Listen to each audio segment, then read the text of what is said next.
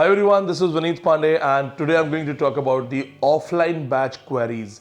We are getting a lot of queries about offline batches. There are certain queries where the students or their families have some concerns and I am going to answer those queries one by one so that you can show it to your parents and you can get the direct answer from me. First of all, friends, when I started my offline classes, I used to think whether people are going to come in my classes from the other states or not. Luckily, I was blessed with the students from Kashmir to Kerala, from Goa to Tripura. It's just that you guys trust me, you guys trust my name. So when you come to Delhi, remember this thing that you are my responsibility, you are my family member. In a lot of cases where a lot of female candidates they were coming to Delhi from Tamil Nadu or some other areas, I was the one taking responsibility.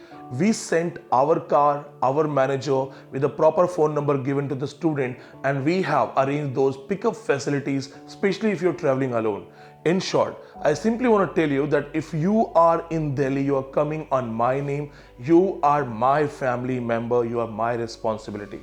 Now, I tell you about certain questions which are repeatedly being asked, and I thought it's my responsibility to share my idea with you. Friends, question number one, which is being asked is you are starting the batch of offline. What are the conditions of lockdown? What will happen if we are there in your class and the lockdown is imposed? Guys, we all have the same situation. There is no guarantee about the lockdown, whether it will be implemented or not. So, what we see around, what we have a faith that there will be no lockdown, because calling for the classes, calling for the admissions, we also understand this thing that you will come from a distance, and as we have seen in the last lockdown, people had to face a lot. We have simply initiated the classes and the registration process because we strongly believe that there will be no lockdown. We are monitoring all the informations, all the news. Second point, let's assume there is a lockdown, immediate lockdown. Suppose you come to the class, you take class for 10-15 days and the lockdown is imposed. Please take this clip, save this clip. If you are there, it's just 1 month and lockdown is imposed, we will return your fees, everything. I will bear up the loss, but you will not face anything. Now, let's assume you have completed some 3 months and then the lockdown is imposed. So we will simply allow you to come for the next batches for free of cost. I am here to help you. Now, second question, which is very important. Most of the families are asking about this question because in English literature, we have seen that the percentage of students is divided like 90 plus 10. 90 to 10 means 90% are female candidates, 10% are boys. So out of 100, if there are 90 girls, most of them they come from the different states, farthest places, and sometimes coming from the villages. I totally understand a concern. I know that the image of Delhi is not clean.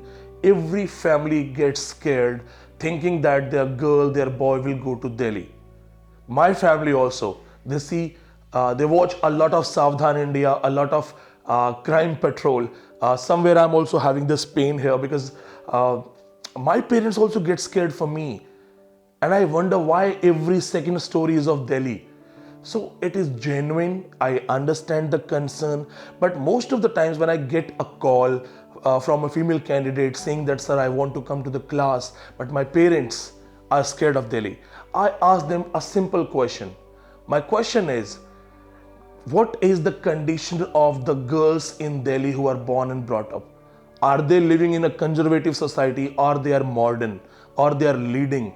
So if they are modern, they are leading the life, they are strong, they are confident, it shows that Delhi is safe for girls, right? Second thing, let's talk about the practical grounds.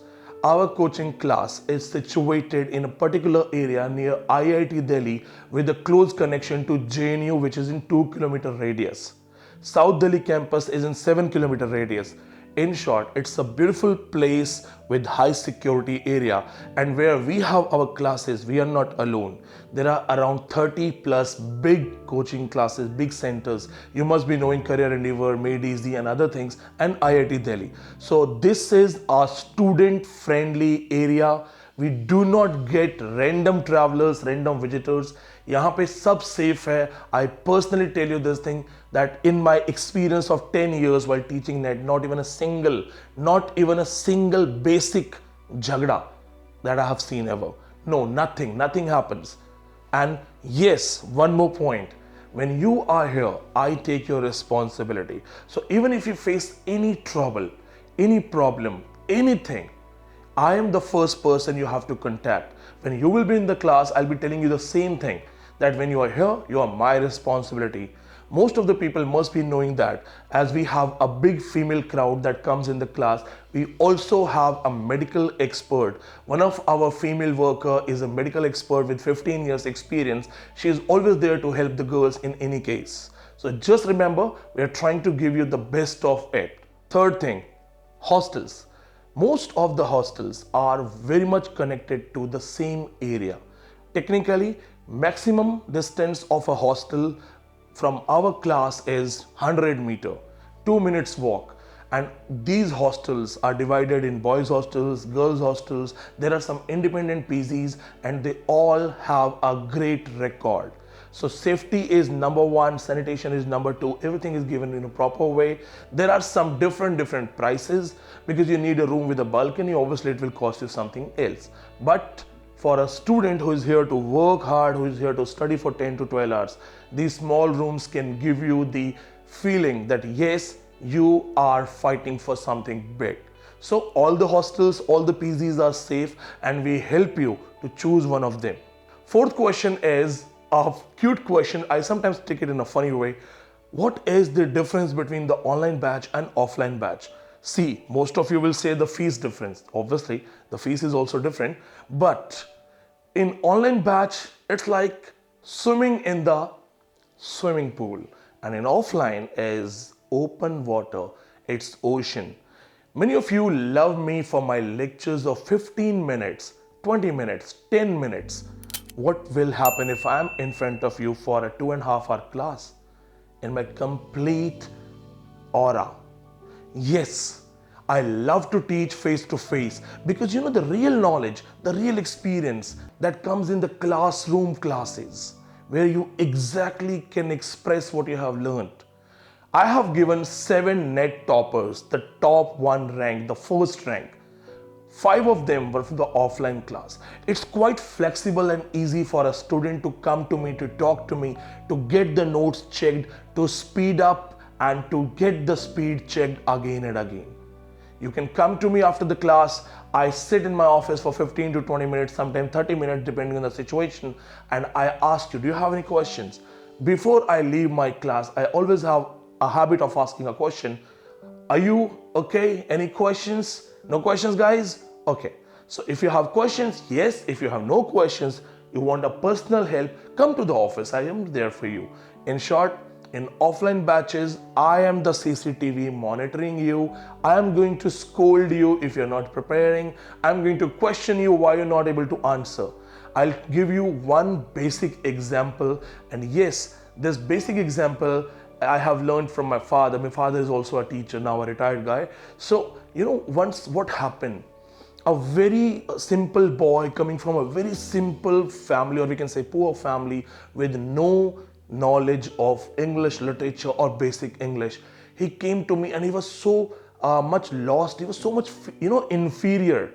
He was suffering from this inferiority issue that, because, when you come to the offline batch, you will see the Delhi University boys and girls. You will see JNU University boys and girls. JNU guys, something which is totally different from literature. They read everything.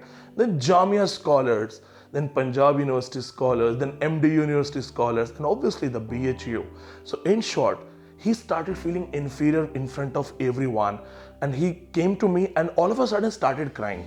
I got also shocked because generally we don't see boys crying. We have seen a lot of girls, they are under pressure sometimes, exam pressure, they cry. But a boy started crying. I asked him what happened. He was like, I found he's totally shattered seeing the big crowd, the people, those who are fluently speaking English, discussing the latest topics he has not even heard. Now I'll tell you what happened. I said, go to the class. I will ask you a question and you have to answer that question. He said, sir, I can't speak in front of class. I can't speak in English. I said, it's okay. Answer me in Hindi. I gave him a chronology. I said, these are the 10 points, mug up, you have 24 hours. Tomorrow in the class, I will ask you. I went to the class, I didn't show that it is already planned. I simply posed like, okay, who will tell the next question? It was an acting. Sometimes I do good acting. And I said, oh, okay, you tell. I said, stand up. So it was already planned. But for the sake of that boy, I said, you stand up and you give me the answer. The question was already planned, everything was already planned. He answered with some low voice, trembling legs. He answered, and I was like, wow, good. And I asked everyone to clap for him. I said, come on, claps, very good. Second day, I repeated the same thing. I asked him to answer the same. I said, do you still remember or you forgot? You answer. Again he answered, again we clapped. I called him in the office. I said, next day I'm going to ask the same thing again. And this time it will be in English, but same thing. Third day again I started asking questions to a lot of people, and then again I posed and I was like, now you answer, but I want you to speak in English. Can you? He stood up, he got a better voice, he was prepared, he answered my questions in English, and we went for the third round of clapping.